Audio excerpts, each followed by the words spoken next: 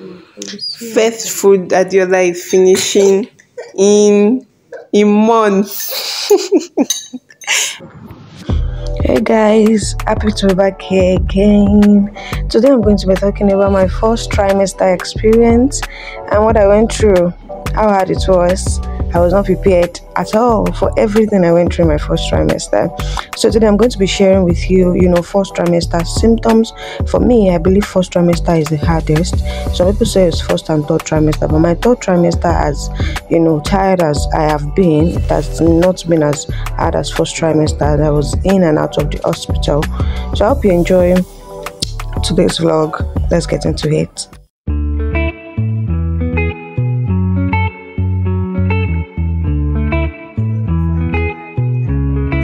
What's up, guys? You are welcome to my channel.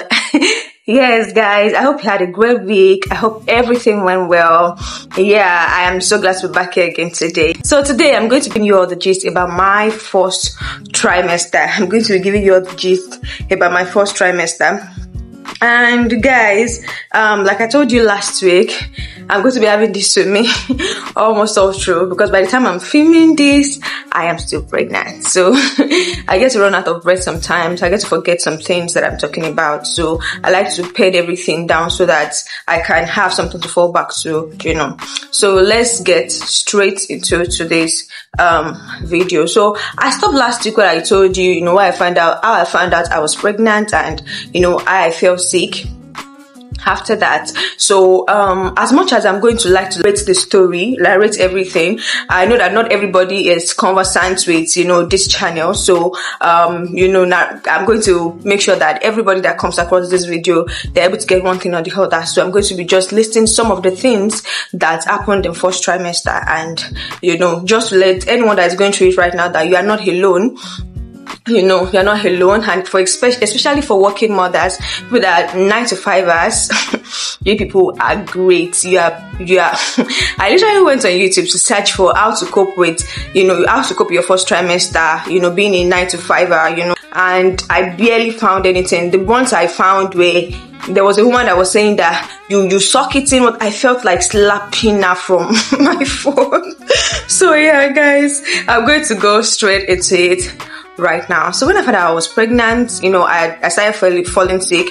Right after that, I had been sick before then. That was why I went to the hospital to do a test. Then after that, I think 2 days after that, my husband took me to another hospital, a bigger hospital, where he feels like I'll be able to get, the care. So we went to a bigger hospital and to get tested and registered. So I got there, they did the test, they confirmed that I'm pregnant, they did the scanning, I saw the baby, although it had just started growing in, but they showed me the sac or whatever to know if the baby is actually growing in the womb or is going in the fallopian tube, God forbid, and all of that. So it's very important for you to go into the hospital early enough for them to know where the baby is going, just before it gets out of hand. So I just want to chip that in. So we went there and we knew. And the doctor told me that day, I was telling my husband actually that it might get worse, so my husband should get prepared. And I remember looking at the doctor like, what do you mean? It will not get worse. It's not my portion in the mighty name of Jesus.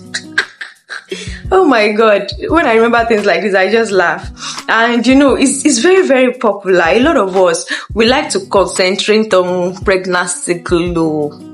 You see people say that her humble pregnancy. Ask them, how did your first trimester? Show us receipts from your first trimester. These people be lying. They be lying. People be coming. You see me like this, you'll be like, your love, this pregnancy is good on you. If I knock you, do you know what I went through in my first 3.5 months? It was hell, guys. So I'm going to list, let me just continue, what I was saying. So, I started having excessive hunger, at the very beginning of the pregnancy, when I knew I was pregnant, I was already 5 weeks. So I started having excessive hunger, and I was very, I would get hungry. There's times I would eat 5 times a day. Me that I rarely eat, I pick on food. There are times I would eat 5 times a day, and I was craving this popcorn and groundnuts. This is something that I've not eaten for a long time. I started craving popcorn and groundnuts.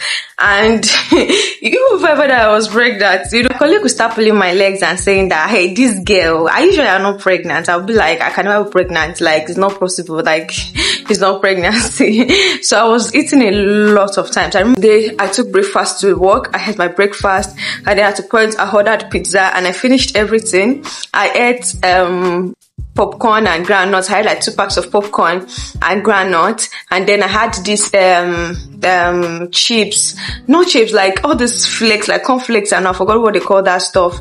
I had it in my locker, so I mixed it with milk. I ate it, and then I had to buy rice and chicken when I was coming home in the evening. I was eating that much, you know, I was just eating and eating, and till a point where I could not eat anymore. So I ate a lot at the beginning of my pregnancy, even before I found out I was pregnant. And the next thing was I had a very big breast, like not a very big breast, you know, but for somebody like me who is slim and all, you know, at that point, because I was actually working out before I got pregnant. Now I started taking my working out routine serious. Immediately come back from work, you know, and I remove my clothes. I make sure that I work out and all of that, you get. So I felt like, oh, it was working. I never knew that I was baking a baby. So, you know, my breast was getting bigger and bigger. I was getting uncomfortable for my back because I'm a very slim person. So it's getting uncomfortable for my back. So that is another thing to watch out for. Yeah. The next thing is I was sleeping a lot. Guys, I slept. I could sleep comfortably while walking. I'm not talking about dozing, like sleeping. I felt so light-headed. Like if you push me with one finger, I could literally just crumble. Like it was that bad. I would feel so light-headed. I would feel so weak and all of that. So I was sleeping a lot. If I wake up in the morning like this, I wake up tired. I get to work, I'm struggling for sleep. Like I'm struggling to open my eyes every day when I get to work. So it was crazy. It was really crazy. I remember then I would crawl into, you know, an office where the owner of the office was not around at that time where I had traveled out. So I would sleep in that man's office. You know, I would sleep there. And on to the point where, you know, the sickness now came. Guys, they be lying. Like I said, they be lying. The same morning sickness. It's not morning sickness, guys. It's all day, all second, all minute, all week sickness. Like the sickness was crazy, guys. Like the only thing is that you won't have, I didn't run temperature all through, but everything that has to do with sickness was just there. I remember that there was a point where I had to go to the book of Genesis, and I was reading the course that God laid on, you know, the man and the woman before leaving the garden. And I'm like, God, even after salvation, we're not supposed to feel this anymore. This is too much pain for someone to bear. And the doctors at the hospital are telling me that, your own is nothing, your own is small. I'm like, men, women are trying. It's a lot of work. And I can remember how hard my husband worked that time. It was even worse because I was preparing for an exam. And, you know, there are times you would have to sleep in the hospital with me. There are times it was not doing all the work. For 3 months straight, I was not doing anything at home. I could not do anything. I could not do anything to the extent that I couldn't wash my own underwear. I could not, like when I say I could not do anything, I could not do anything. At a point, my sister-in-law was around, so she was baiting for me. She was taking my bait for me. At a point, so like it was that bad, and I really don't know.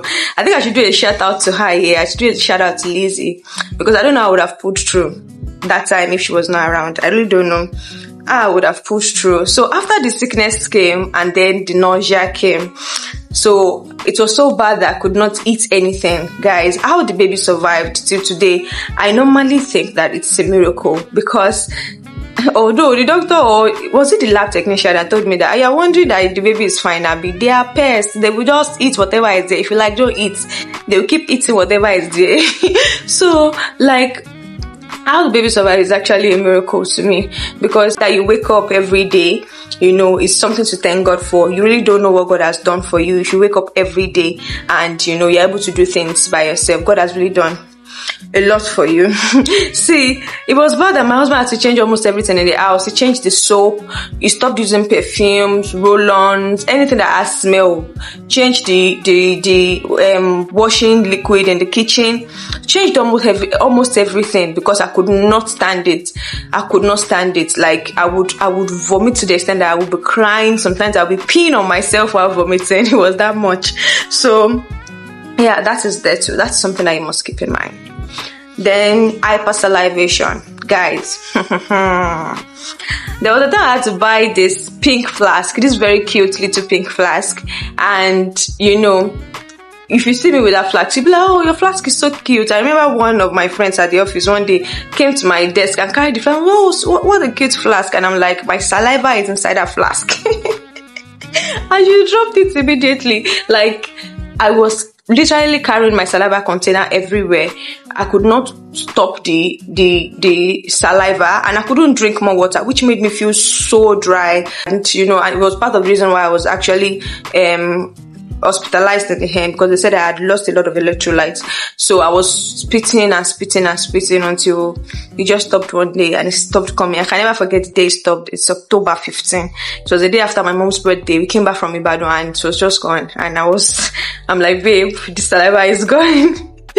But guys, the bitter taste in your mouth is going to be there forever till you give birth. Sorry, I don't know, I'm in my 7th month by the time I'm recording this video. So, and it is still there. Brushing is one of the most difficult things for me right now. It has been like that since I got pregnant. It got better in my 2nd trimester, but it's still there. It's very difficult for me to brush. I hate brushing, you know. During my 1st trimester, I would throw up every time I brush, but now I just puke. Like, it just sends some sensations to my brain, which is so uncomfortable for me. So, like, have that at the back of your mind. The metallic taste, the bitter taste in your mouth is not going to go. And when you even start eating very well in your 2nd trimester, you know, at the point where you get hungry, you don't really get hungry, and you start feeling that craving. It starts with the bitter taste in your mouth getting, you know, more obvious. Like, you start feeling your mouth like it's really bitter.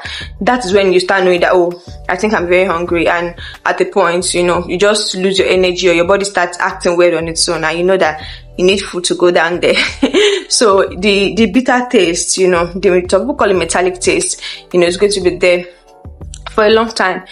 I don't know if I call it miracle, or what really shocks me is that after everything I've gone through in my 1st trimester, as hard as it was, you know, I think the next video after this will be talking about my 3rd trimester, because my 2nd trimester, there's really nothing apart from, you know, the normal pregnancy stuff, back pain and all of that. There's really nothing. In 2nd trimester, I was really fine. I was eating, I was fine all through my 2nd trimester, you know, apart from all the normal pregnancy stuffs. You know, I was fine. But I think the next one will be the 3rd trimester. That's what I think I'll be talking about next after this video. And, you know, after going through that, I just feel so grateful to God, you know, to be able to nurture, you know, a human in my body. I feel so grateful to God, even though it started out as something that, you know, I didn't really like. I told you last week that I cried a lot.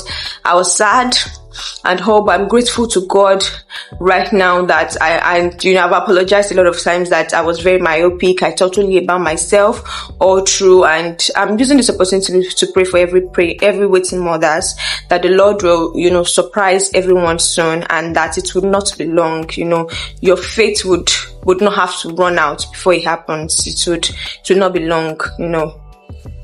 So yeah, that is basically how my 1st trimester went. And I want people to drop their comment down there. You know, let's talk. If you have, you know, you've had 1, had 2, how did it go? If you were like me, that you're thinking that pregnancy is cute and all, I hope you understand what pregnancy is right now, so you're able to, you know, get ready for it. And, you know, definitely it's going to be eased all through by God's grace, because I really don't wish that 1st trimester pain on any of my enemies. It's a very big one. So yeah, guys, I think this is where I will be stopping. Till meet next week. Always remember that I love you. Thank you so much for watching to the end. Don't forget to subscribe. Take care. Bye.